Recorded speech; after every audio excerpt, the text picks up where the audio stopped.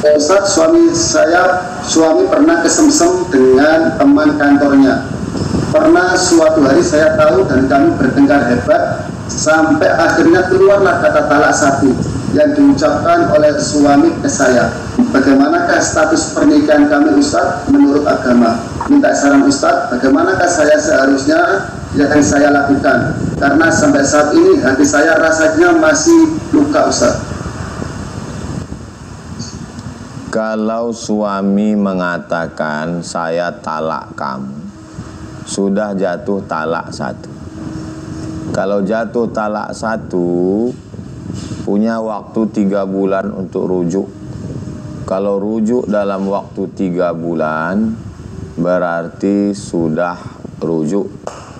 Tapi nanti kalau talak lagi, jatuh talak 2. Kalau selama 3 bulan tidak rujuk, berarti dia sudah pisah, dia bisa nikah dengan orang lain. Kalau mau rujuk lagi, maka mesti ada akad ulang kalau rujuk setelah 3 bulan. Itu tentang talak.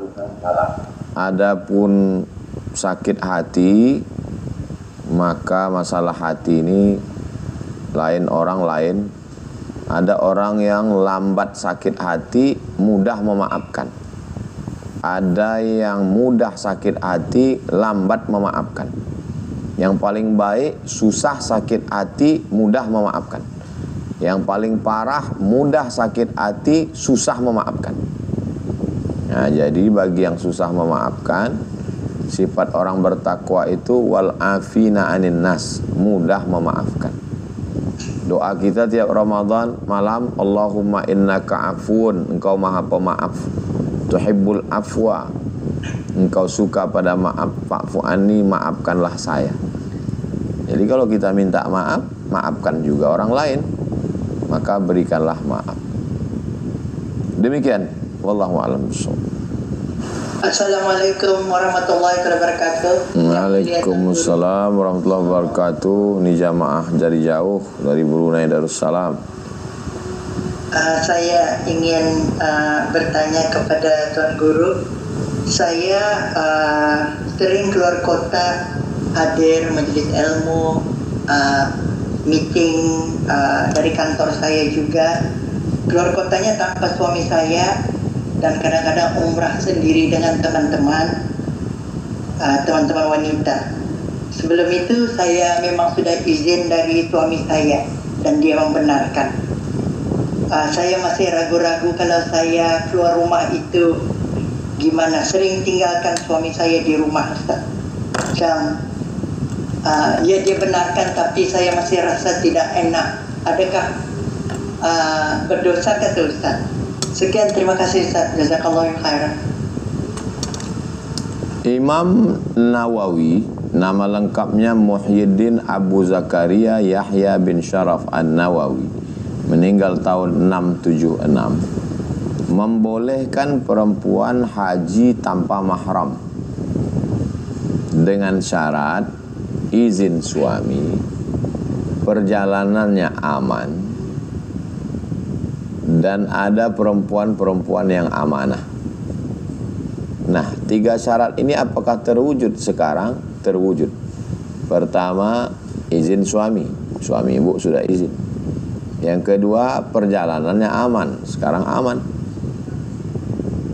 Dari Brunei Darussalam ke Saudi Arabia aman, ada security, ada polisi. Dari Brunei Darussalam ke Jakarta aman, kecuali ke Rohingya, ke Palestina, ke Ukraina, ini tidak benar, aman.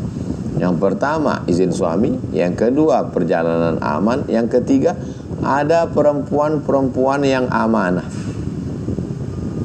Dengan laki-laki yang tak mahram tak boleh. Kalau mahram, adik, kakak, anak, boleh. Tapi kalau tidak ada perempuan-perempuan yang amanah. Jadi kalau berangkat umroh, 1 bis 40 orang, itu banyak perempuan-perempuan yang amanah, yang kira-kira tidak berkhianat, yang kira-kira tidak bersekongkol dalam perbuatan jahat. Cukup 3 syarat, maka hukumnya boleh. Wallahu a'lam bishawab. Masya Allah, tabarakallah. Ini lagi dari via chat Ustaz. Assalamualaikum Ustaz. Mana untuk prakteknya? Jika saya suka penampilan rapi, bukan hanya ketika keluar rumah, tapi di rumah setiap sudah mandi selalu dandan agar terlihat lebih fresh. Suami lihat pun senang dan suami pun juga mensupport. Jadi sudah tampilan harian make up gitu Ustaz. Nah ini gimana Ustaz? Batasan Islam suka dengan yang indah-indah, tapi wanita terbatas dalam dandan atau make up, karena keluar rumah pun otomatis masih ada make up di wajah Ustaz. Kalau di dalam kamar, di rumah bersama suaminya, itu terserah dialah, urusan dia. Kalau dia keluar, maka pakaiannya pertama tidak transparan. Kainnya itu kain yang gelap, jangan yang jarang. Perhatikan jangan sampai perempuan memakai kain yang jarang, yang transparan, kalau kena panas kelihatan dari luar. Yang kedua, tidak sempit. Jadi kainnya itu lapang, tidak nampak bentuk tubuh, bagian atas, bagian bawah, bagian tengah. Jadi kainnya longgar. Yang ketiga, tidak bersolek berlebihan. Jadi kalau dia pakai bedak hanya mengembalikan warna kulit boleh. Warna kulitnya aslinya begini, tapi kelihatan wajahnya pucat kusam. Lalu dia pakai warna kulit, mengembalikan ke warna asli boleh. Yang tidak boleh itu melebihkan ke atas, lebih cantik, lebih glowing, lebih tak boleh. La'anallahul washimat, Allah melaknat perempuan tukang buat tatu. Wal mutashimat, minta buatkan tatu. Wal mutafnammisat, mencabut bulu mata. Wal muta'alis mata. Wal mutafallijat, mengotak-atik gigi. Wal mughayyirat, merubah ciptaan lil husni, untuk mempercantik-cantik. Kerja setan itu selalu membuat wanita berhalusinasi. Wala umanniyannahum, aku buat mereka selalu merasa nanti kalau dagu dioperasi kamu cantik, setelah dagu bibir, setelah bibir pipi, setelah bibir hidung, semua. Padahal yang ngelihat malah ngeri. Orang yang oplas tuh wajahnya mirip-mirip semua. Kalau sudah tua mengerikan sekali, menakutkan. Dia merasa cantik, orang lain merasa takut. Siapa yang buat dia merasa cantik? Setan. Wala uzayyinanna, aku perhiasi, aku hiasi pikiran mereka, berhalusinasi. Nah, jadi prinsipnya membuat yang tidak normal menjadi normal. Giginya berantakan, dipakai alat untuk menyusun bagus, nggak salah. Yang sudah bagus di otak-atik itu yang nggak boleh. Demikian, wallahu a'lam bishawab. Alhamdulillah, insyaallah, barakallah. Ini ada lagi Ustaz. Assalamualaikum warahmatullahi wabarakatuh. Waalaikumsalam. Jika doa ibu tidak tertolak untuk anaknya, bagaimana peran doa istri kepada suaminya?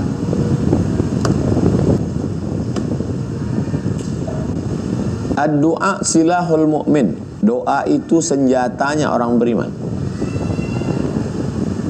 Ad-du'a mukhul ibadah. Doa itu adalah otaknya ibadah.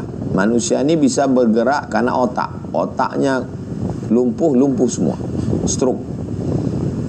Otaknya ibadah itu adalah doa. Ud'uni astajib lakum. Berdoalah kamu untukku, maka aku akan kabulkan. Ada doa ibu ke anak, Rabbi habli minas solihin. Ada doa anak ke ibu, Rabbi fili wali walidayya. Ada doa suami ke istri, istri ke suami, Rabbana hablana min azwajina wa zurriyatina qurrata ayun waj'alna lil muttaqina imama. Ada doa untuk saudara, wali ikhwanina alladzina sabaquna bil iman. Nah, jadi bagaimana dengan doa suami ke istri, istri ke suami? Maka bagian dari ibadah. doakanlah. Orang yang tidak mau berdoa itu sombong, angkuh. Nabi saja berdoa. Maka doakan suami, Rabbana hablana min azwajina, jadikanlah pasangan hidup kami, wa zurriyatina, keturunan kami, qurrata a'yun, orang-orang yang sejuk dipandang mata. Selamatkan suami saya dari riba, dari narkoba, dari zina, dari fitnah akhir zaman. Sangat baik. Demikian, wallahu a'lam bishawab. Ini adalah Ustaz. Assalamualaikum warahmatullahi wabarakatuh. Ustaz, mohon nasihat untuk kami. Ustaz, mohon nasihat untuk kami para ibu single parent dalam mendidik anak-anak. It's 9 hours. Seorang ibu single parent mendidik anak berperan ganda. Satu sisi sebagai ibu, juga sebagai ayah. Dia belikan kain sarung supaya anaknya rajin sholat. Ibu pergi ke masjid bulan Ramadan aman, dengan syarat dan ketentuan berlaku, bawa anakmu sholat tarawih. Kamu sholat tarawih ya, hati-hati, jangan ribut, jangan main-main. Nanti pulang mama tanya apa doa imam tadi, ayat apa yang dia baca. Ibu carikan guru mengaji, gurunya ke rumah atau anaknya masukkan ke MDA, PDTA, antar anak ke sana. Ibu mengantar anak sekolah, menjemput sekolah, mengambil rapor, belikan perhatian. Ada surprise, nilai kamu bagus, ini nilainya. Ada punishment karena kamu meninggalkan sholat, ini hukumannya. Nabi Ibrahim alaihissalam, anaknya bernama Ismail, dibesarkan seorang ibu bernama Sarah, bernama Hajar. Nabi Musa alaihissalam dibesarkan oleh ibu angkat di istana Fir'aun. Jadi saya bertemu banyak pengusaha-pengusaha sukses, pejabat-pejabat yang dibesarkan oleh seorang ibu. Ibu tetap semangat, didik anakmu menjadi anak yang membahagiakan orang tua. Barakallah. Demikian.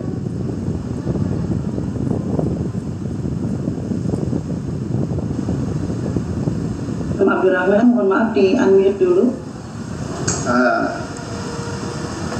Saya. Ini adalah Ustaz. Ya. Assalamualaikum Ustaz. Waalaikumsalam. Alhamdulillah, atas izin Allah, saya bisa menemani ibu saya selama 5 tahun. Usia ibu saya 75 sampai 80 tahun. Saya merasa berdosa karena saya merasa pernah menyakiti hati ibu saya. Saya saat itu ibu semakin sepuh sehingga saya harus memandikan, membersihkan pipis, pup dan lain sebagainya. Saya waktu itu sedang merasa sangat lelah. Selain mengurus keluarga, juga ibu, saya selalu menangis ketika saya ingat ibu Ustaz. Apakah dosa saya diampuni Allah juga ibu Ustaz? Merasa beramal padahal tidak ada amal, itu kerja setan. Merasa khusyuk padahal tidak khusyuk, itu juga kerja setan. Merasa sudah berbuat padahal belum berbuat, itu kerja setan. Tapi ada kerja setan satu lagi, merasa salah padahal tidak salah, itu juga kerja setan. Merasa berdosa padahal sebenarnya tidak. Setan ingin kita sedih, kita down, kita meratapi nasib berkepanjangan. Kalau saya naik pesawat,